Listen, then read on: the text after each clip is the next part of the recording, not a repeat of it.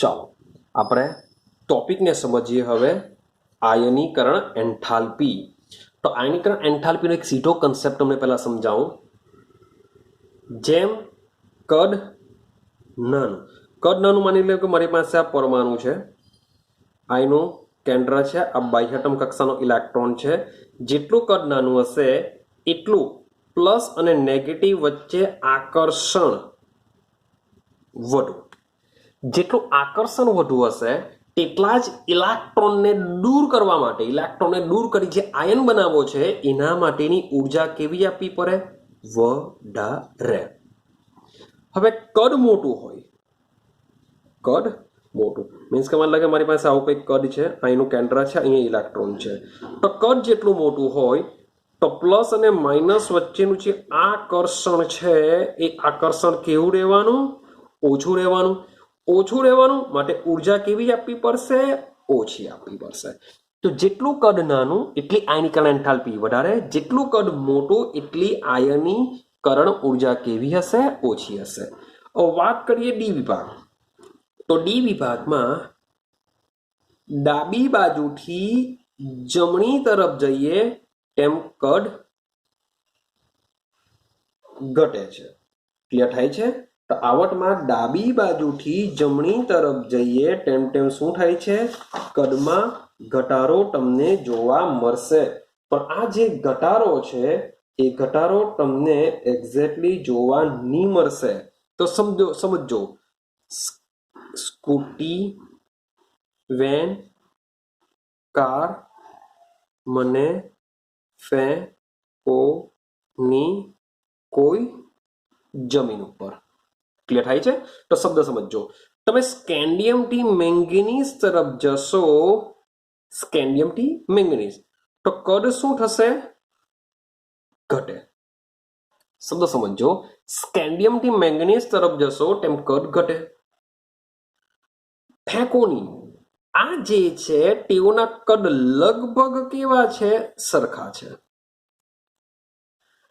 સ્કેન્ડિયમથી manganese તરફ કદ ઘટે. આયન, કોબાલ્ટ, નિકલ એ લોકોના કદ કેવા છે? લગભગ સરખા છે.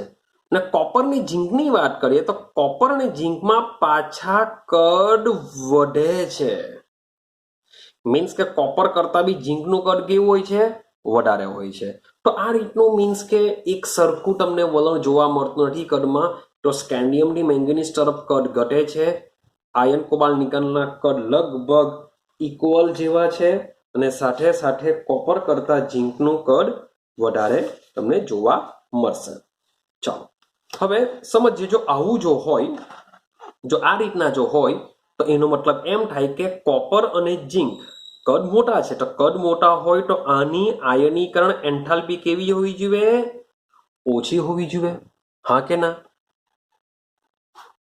તો ભાઈ આ લોકોની જે આયનીકરણ એન્થાલ્પી છે એ પણ કેવી છે? સૌથી વધારે છે. કેમ વધારે છે? કારણ કે આ બંનેમાં D10 હોય છે. D10 મીન્સ કે એ બી સમજાવું કે D5 એટલે કે અર્ધપૂર્ણ હોય અને સંપૂર્ણ ઇલેક્ટ્રોનીય રચના હોય તો એ સ્થાયી હોય છે. સ્થાયી હોય તો એની આયનીકરણ એન્થાલ્પી કેવી હોવાની? વધારે હોવાની. ક્લિયર થાય છે? ચાલો હવે જરાક આટલું બેસિક ઇન્ફોર્મેશન મેં તમને આપી. હવે જરાક અગાડી સમજવાનો પ્રયત્ન કરીએ. ચાલો તો આપણે કોમનલી જો વાત કરીએ તો આવર્તમાં ડાબી બાજુથી જમણી બાજુ જઈએ. આવર્તમાં ડાબી બાજુથી જમણી તરફ જઈએ તો શું થશે? કેન્દ્રીય વીજભાર વધે. એટલે કે પ્રોટોનની સંખ્યા કેન્દ્રમાં શું થવાની? વધવાની. ક્લિયર છે? ચાલો તો કેન્દ્રીય વીજભાર વધશે પરંતુ જે ઇલેક્ટ્રોન છે એ ઇલેક્ટ્રોનનું અંતર ઉમેરાતા ઇલેક્ટ્રોનનું અંતર વધતું નથી. માટે એટ્રેક્શન કેવું થવાનું? પ્લસ અને ઇલેક્ટ્રોન વચ્ચે જે આકર્ષણ છે આકર્ષણ વધે. આકર્ષણ વધે તો જે આયનીકરણ એન્થાલ્પી છે એ એન્થાલ્પી પર શું થાય? વધે. તો ડાબી બાજુથી જમણી તરફ જઈએ તેમ આયનીકરણ એન્થાલ્પી વધે છે. તો શ્રેણીના તત્વોની જે પ્રથમ ત્રણ આયનીકરણ એન્થાલ્પીની જો વાત કરીએ તો એ તો આપણું કોમન રહેશે કે આખી શ્રેણીની વાત કરું છું તો પ્રથમ આયનીકરણ એન્થાલ્પી કરતા દ્વિતીય આયનીકરણ એન્થાલ્પીના મૂલ્યો વધારે, દ્વિતીય કરતા તૃતીય આયનીકરણ એન્થાલ્પીના મૂલ્ય વધારે હોય છે. ચાલો, ને આ જે આયનીકરણ એન્થાલ્પીમાં થતો જે વધારો છે એ વધારો એટલો બધો વધારે હોતો નથી જેટલો વધારે આપણે એસ અને પી વિભાગમાં જોઈએ છે કે એસ અને પી વિભાગમાં ડાબી બાજુથી જમણી તરફ જઈએ તેમ આયનીકરણ એન્થાલ્પી વધે છે. તો આ જે આયનીકરણ એન્થાલ્પીનો જે વધારો છે એ તમને ડી વિભાગમાં એટલો બધો વધુ જોવા મળતો નથી. કેમ? કારણ કે તેઓના જે કદ છે એ કદમાં પણ એટલો બધો વધારો ડિફરન્સિએશન તમને જોવા મળશે નહીં. ચાલો હવે સમજવાની પ્રયત્ન કરજો. હવે 3D જે ધાતુ છે એની વાત કરીએ આપણે પ્રથમ આયનીકરણ એન્થાલ્પી વિશે, જેને આપણે delta IH1 ionisation enthalpy delta IH1 કહેશું. તો 3D પ્રથમ સંક્રાંતિ છે તેની પ્રથમ આયનીકરણ એન્થાલ્પીમાં અનિયમિત વલણ હોય છે. મેં તમને અગાડી શરૂઆત જ કરી, આમાં એનું વલણ કેવું હોય છે? અનિયમિત હોય છે. કેમ? કારણ કે એનું રીઝન શું છે? માન લો કે આપણે પ્રથમની વાત કરીએ છીએ. પ્રથમનો મતલબ શું થાય? કે એક ઇલેક્ટ્રોન દૂર કરવો. હવે તમે 3D સંક્રાંતિ શ્રેણીની જો કોઈની એક સામાન્ય કોમનની જો વાત કરું તો કોમનમાં શું આવશે?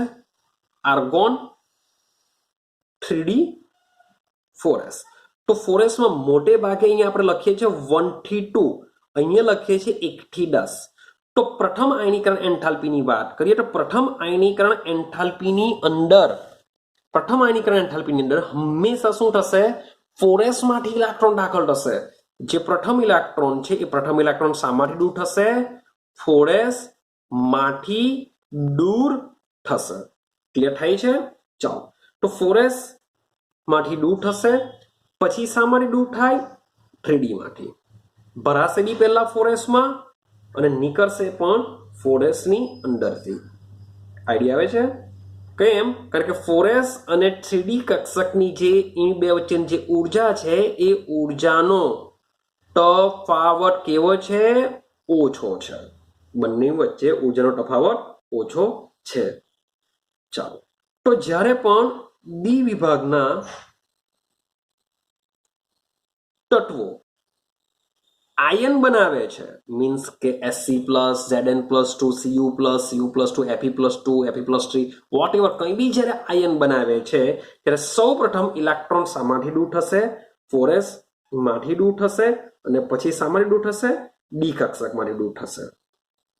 ચાલો, હવે 3D શ્રેણીના આવર્તમાં ડાબી બાજુથી જમણી તરફ જતા આપણે જોઈએ તો આપણે જઈએ સ્કેન્ડિયમ. સ્કેન્ડિયમથી ઝિંક સુધી જઈએ તો કેન્દ્રીય વીજભાર વધે. પણ જે દાખલ થતો જે ઇલેક્ટ્રોન છે, ઇલેક્ટ્રોન હંમેશા શામાં દાખલ થશે? 3D કક્ષકમાં જ દાખલ થશે. માટે કેન્દ્રનો અસરકારક ધન વીજભાર વધતો જશે, જેને લીધે ડાબી બાજુથી જમણી તરફ જશું તેમ તેમ આયનીકરણ એન્થાલ્પી વધે છે. ક્લિયર છે? તો જે પ્રથમ આયનીકરણ એન્થાલ્પી છે એમાં બહુ કોઈ તકલીફ નથી. મોટે ભાગે આ પ્રમાણે ડાબી બાજુથી જમણી તરફ જશું તેમ તેમ આયનીકરણ એન્થાલ્પી તમને થોડી ઘણી વધતી જોવા મળશે. ઝિંકની બી વાત કરીએ, ઝિંકમાં શું છે? સંપૂર્ણ ઇલેક્ટ્રોન રચના છે. મીન્સ કે એમાં 3d10 4s2 આ પ્રકારની ઇલેક્ટ્રોનની રચના હોય છે. માટે સંપૂર્ણ ભરાયેલી છે. S કક્ષક બી ભરાયેલી છે, ડી કક્ષક બી ભરાયેલી છે. માટે એની આયનીકરણ એન્થાલ્પી વધારે હોય છે. હવે વાત કરીએ દ્વિતીય આયનીકરણ. વાત શાની કરીએ? દ્વિતીય આયનીકરણ એન્થાલ્પીની વાત કરીએ. તો દ્વિતીય આયનીકરણ એન્થાલ્પીના મૂલ્યો વધવાનું સામાન્ય લક્ષણ શું છે? કે ડી કક્ષકોની જુદી જુદી દિશા, મીન્સ કે જે ડી કક્ષક છે એ જુદી જુદી દિશામાં વિન્યાસ પામેલી હોય છે. જે ડી કક્ષક છે, ડી કક્ષક શું છે? dxy dyz dzx dx2 y2 dz2 આ જે 5 કક્ષકો છે એ 5 પેટા કક્ષકો જુદી જુદી દિશામાં વિન્યાસ પામેલી હોય છે. તો જુદી જુદી દિશામાં વિન્યાસ પામવાને લીધે જે કેન્દ્રીય વીજબળની અસર છે એમાં ડી ઇલેક્ટ્રોન બીજા ઇલેક્ટ્રોનનું શું કરશે? પરિરક્ષણ કરી શકતો નથી, એને બચાવી નથી શકતો. જે ડી કક્ષકમાં માની લો કે 2 ઇલેક્ટ્રોન રહેલા છે, તો બંને ઇલેક્ટ્રોન શું કરશે? એકબીજાનું રક્ષણ કરી શકતા નથી, કારણ કે એ લોકો જુદી જુદી દિશામાં આવેલા છે. જુદી જુદી દિશામાં આવેલા હોવાને લીધે તેઓનું કેન્દ્ર પ્રત્યેનું જે આકર્ષણ છે એ આકર્ષણ રહેશે જ. મીન્સ કે એક ઇલેક્ટ્રોન બીજા ઇલેક્ટ્રોનનું રક્ષણ કરી શકતો નથી, જેથી આકર્ષણ તો વધવાનું જ. જેથી દ્વિતીય અને તૃતીય આયનીકરણ એન્થાલ્પીમાં સ્થિર વધારાનું વલણ તમને Mn+2 અને Fe+2 ના નિર્માણને બી અટકાવી શકે છે. શબ્દ સમજો, Mn+2 અને Fe+3 ના નિર્માણને અટકાવી શકે છે તેનું દ્વિતીય અને તૃતીય આયનીકરણ એન્થાલ્પીનું વલણ. હવે તમે જોશો તો Mn+2 ની વાત કરીએ તો Mn+2 ની અંદર શું થવાનું? તો Mn+2 ની અંદર હું જો 2 ઇલેક્ટ્રોન કાઢી નાખું તો એ બની જશે 3d5. ક્લિયર થાય છે? Fe+3 ની વાત કરીએ તો Fe+3 માં બી શું થશે? 3d5 થશે. તો આ પ્રમાણે એ લોકો શું કરશે?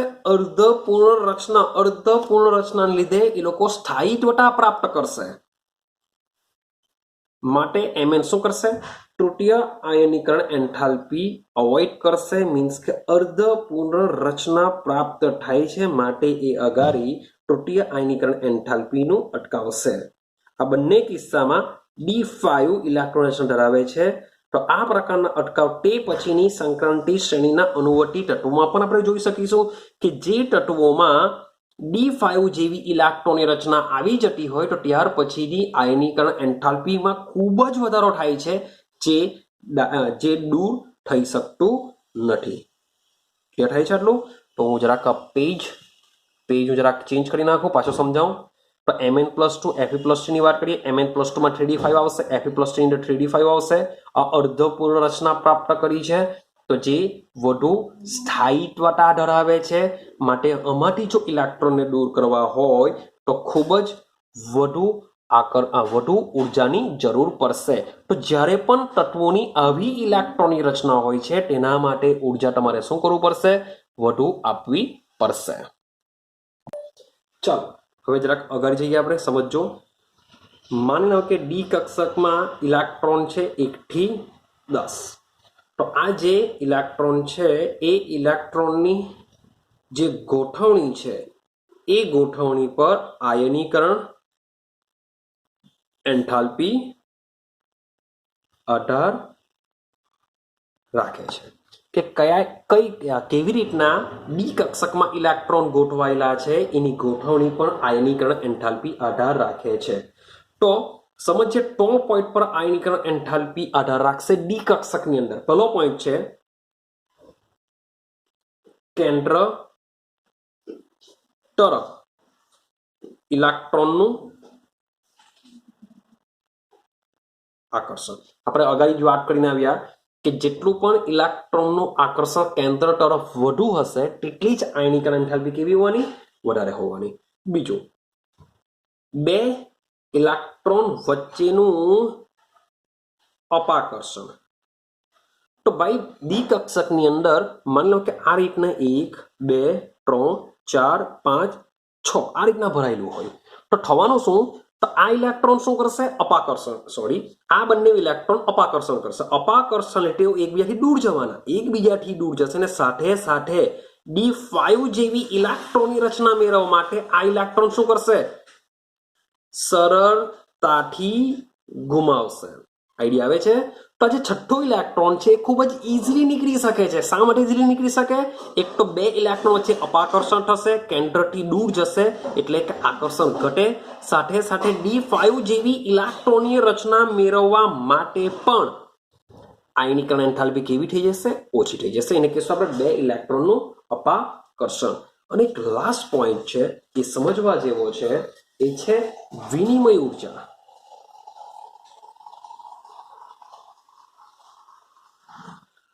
વિનિમય ઉર્જા એને આપણે કહીશું સ્થાનાંતરિત ઉર્જા બી કહીશું. મીન્સ કે થવાનું શું કે જ્યારે પ્રથમ આયનીકરણ એન્થાલ્પીમાં શું થશે 4s અને 3d. તો માની લો કે અહીંયા 4s કક્ષક છે, અહીંયા શું છે 4s કક્ષક.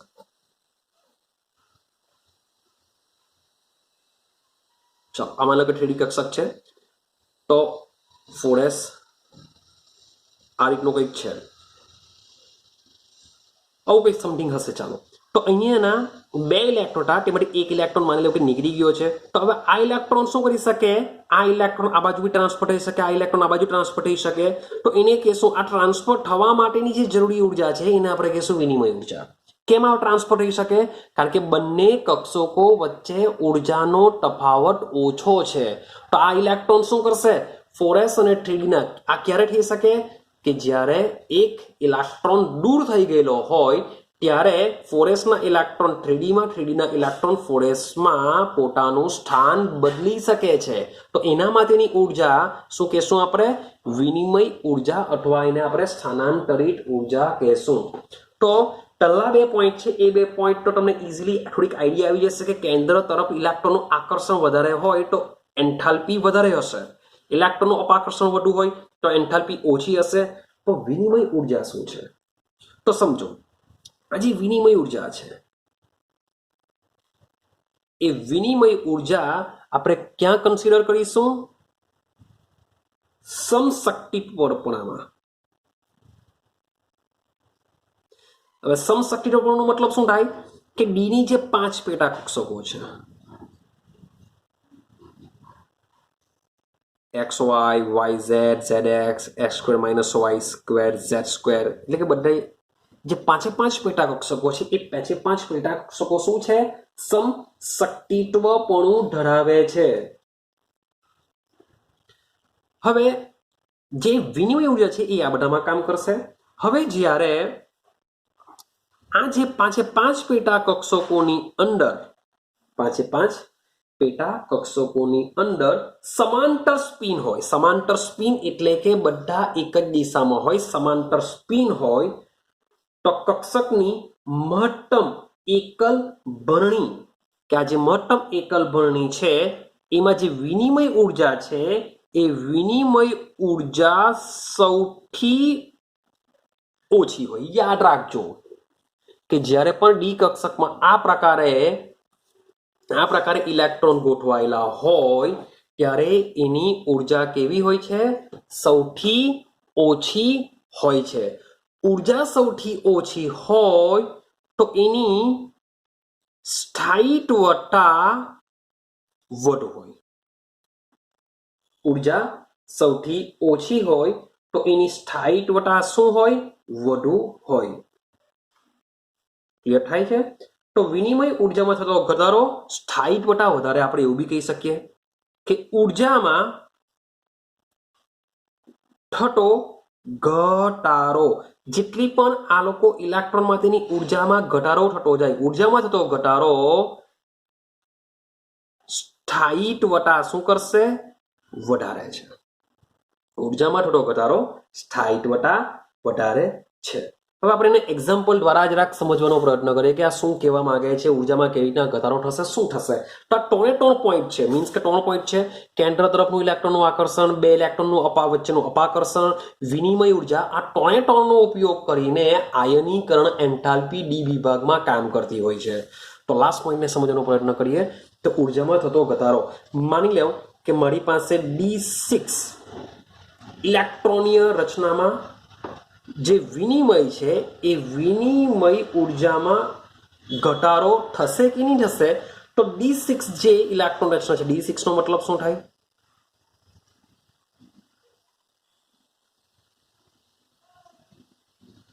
તો 1 2 3 4 5 6. તો આ રીતના શું હોય છે? D6 હોય છે.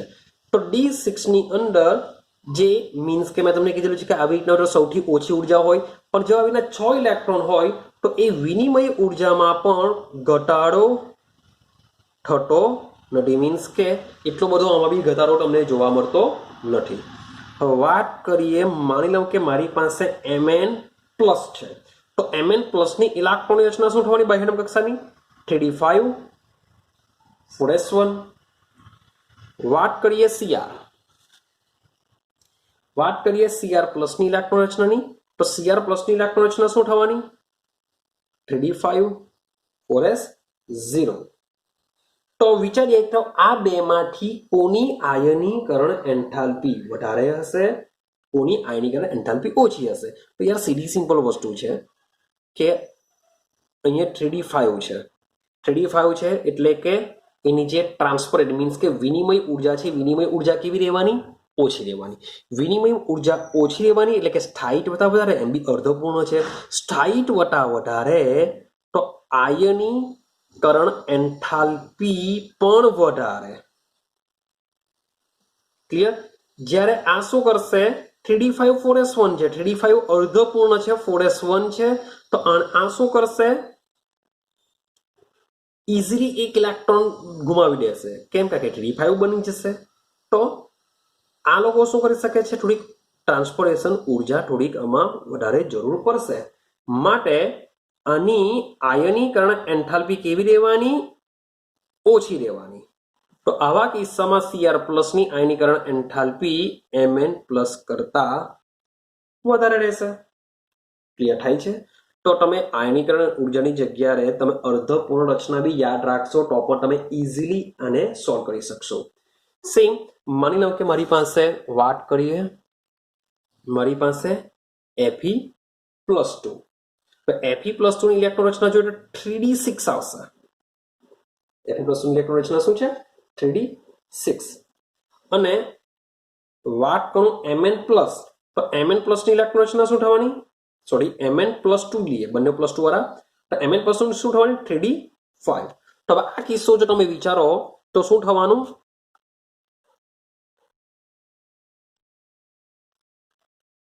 આની વાત કરીએ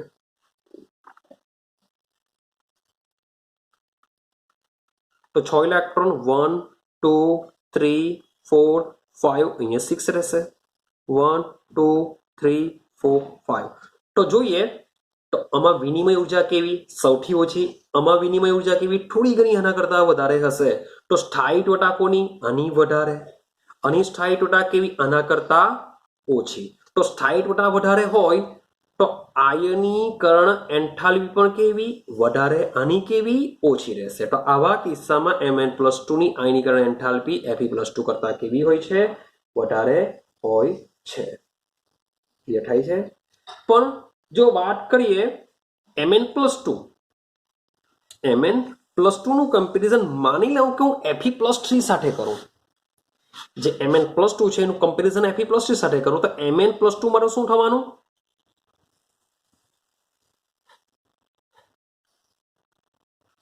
Mn+2 ચલો Mn+2 ની જો વાત કરીએ તો Mn+2 ની ઇલેક્ટ્રોન રચના થશે 1 2 3 4 5 ને Fe+3 આ Mn+2 ની છે હું વાત કરું Fe+3 તો Fe+3 ની જો ઇલેક્ટ્રોનીય રચનાની વાત કરતો Fe+3 માં શું થવાનું આ બે અર્ધપૂર્ણ થઈ જશે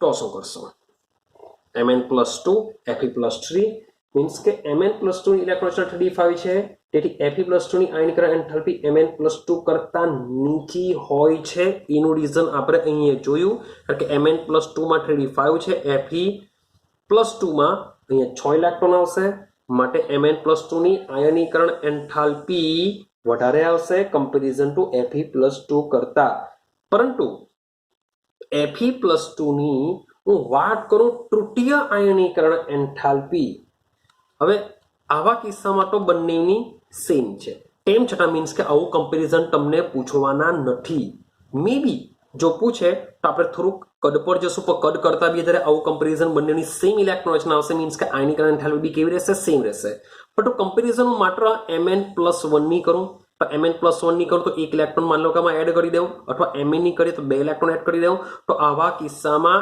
Fe+3 ની આયનીકરણ ઉર્જા કેવી હોવાની વધારે હોવાની કારણ કે અર્ધપૂર્ણ રચના પ્રાપ્ત કરે છે ક્લિયર થાય છે ચાલો હવે એક બીજો પોઈન્ટ સમજવાનો પ્રયત્ન કરીએ મોટે ભાગે આ જે સંક્રાંતિ ધાતુઓ છે એ સંક્રાંતિ ધાતુઓમાં જે +2 ઓક્સિડેશન અવસ્થા છે એ સામાન્ય છે. મોટે ભાગે તમને +2 ઓક્સિડેશન અવસ્થા બધામાં જ જોવા મળશે. તો Mn+2 આયન બનાવવા માટે Mn+2 બનાવવું છે મીન્સ કે મારે તૃતીય આયનીકરણ ઉર્જાની જરૂર પડશે, પણ સાથે સાથે મારે જરૂર પડશે પરમાણ્વીયકરણ ઉર્જાની પણ જરૂર પડે છે. તો હું વાત કરું ક્રોમિયમ અને કોપર. ક્રોમિયમ અને કોપરનો એક વિશિષ્ટ કિસ્સો છે કે જેમાં આ લોકો શું કરશે, ક્રોમિયમ D5 D10 ઇલેક્ટ્રોન રચના પ્રાપ્ત કરે. તો મીન્સ કે એક ઇલેક્ટ્રોન પ્રથમ આયનીકરણ એન્થાલ્પી વખતે શું થવાનું કે એમાંથી પ્રથમ આયનીકરણ એન્થાલ્પી વખતે બંનેમાંથી 4s1 માંથી ઇલેક્ટ્રોન ગાયબ થશે. પણ દ્વિતીય આયનીકરણ એન્થાલ્પીની અંદર અહીં D5 અને D10 જે અર્ધપૂર્ણ અને સંપૂર્ણ ભરાયેલી ઇલેક્ટ્રોનની રચના ધરાવે છે, માટે આ બે તત્વોની આયનીકરણ એન્થાલ્પી સૌથી વધારે હોય છે દ્વિતીય માટે. ક્લિયર થાય છે? દ્વિતીય માટે સૌથી વધુ આયનીકરણ એન્થાલ્પી આ લોકો ધરાવતા હોય છે, કારણ કે અર્ધપૂર્ણ અને પૂર્ણ રચના ધરાવે છે માટે. તો Cr કરતા બી કોપરની આયનીકરણ એન્થાલ્પી કેવી હોય છે? વધારે હોય છે. હવે ઝિંકની વાત કરીએ તો ઝિંકમાં શું હોય છે? D10S2 મીન્સ કે 4s3d. તો અહીં દ્વિતીય આયનીકરણ એન્થાલ્પીમાં બે ઇલેક્ટ્રોન અહીંયાથી દૂર થવાના, પછી શું મળશે એને? સંપૂર્ણ ઇલેક્ટ્રોન મીન્સ કે સ્થાયીત્વતા પ્રાપ્ત કરશે 3d10. માટે આ બે ઇલેક્ટ્રોન શું કરશે? ઇઝીલી રિમૂવ કરી શકશે. તો આ બેની કમ્પેરિઝનમાં દ્વિતીય આયનીકરણ એન્થાલ્પી ઝિંકની કેવી હોય છે? ઓછી હોય છે. ક્લિયર થાય છે? ચાલો હવે 4s કક્ષક પરિબળ દ્વારા તૃતીય આયનીકરણ એન્થાલ્પીની વાત જો કરીએ તો તૃતીય આયનીકરણ એન્થાલ્પીનું વલણ જટિલ બનતું નથી, કારણ કે Mn+2 શું કરશે? D5 ઇલેક્ટ્રોન ધરાવે. Zn+2 ની વાત કરીએ, D10 કરીએ. તો અહીંથી બંનેમાંથી એક એક ઇલેક્ટ્રોન દૂર કરવા માટે ઘણી ઊંચી ઉર્જા આપવી પડશે. મીન્સ કે આ બી D10 છે, આ બી D5 છે, અર્ધપૂર્ણ ભરાયેલી છે, માટે તૃતીય આયનીકરણ એન્થાલ્પી આ બે માટે કેવી હોય છે? ખૂબ જ વધારે હોય છે. માટે કોપર, નિકલ, ઝિંક છે એના મૂલ્ય ખૂબ જ ઊંચા તમને જોવા મળે છે. માટે આ તત્વો +2 ઓક્સિડેશન અવસ્થા કરતા તમને વધારે ઓક્સિડેશન અવસ્થામાં તેઓ જોવા મળતા નથી. તો આ રીતનું છે તમારો કન્સેપ્ટ આયનીકરણ એન્થાલ્પી વિશેનો, જે 3 પોઈન્ટ પર તમારે યાદ રાખવાનું છે કે કેન્દ્ર તરફ ઇલેક્ટ્રોનનું આકર્ષણ, પહેલા મેઇન પોઈન્ટ આ જ છે. 2 ઇલેક્ટ્રોનનું અપાકર્ષણ, વિનિમય ઉર્જા. તો આનો ઉપયોગ કરીને તમે ડી વિભાગમાં આયનીકરણ એન્થાલ્પી સોલ્વ કરી શકો છો. તો નેક્સ્ટ વિડીયોમાં આપણે ઓક્સિડેશન અવસ્થાઓનો અભ્યાસ કરીશું.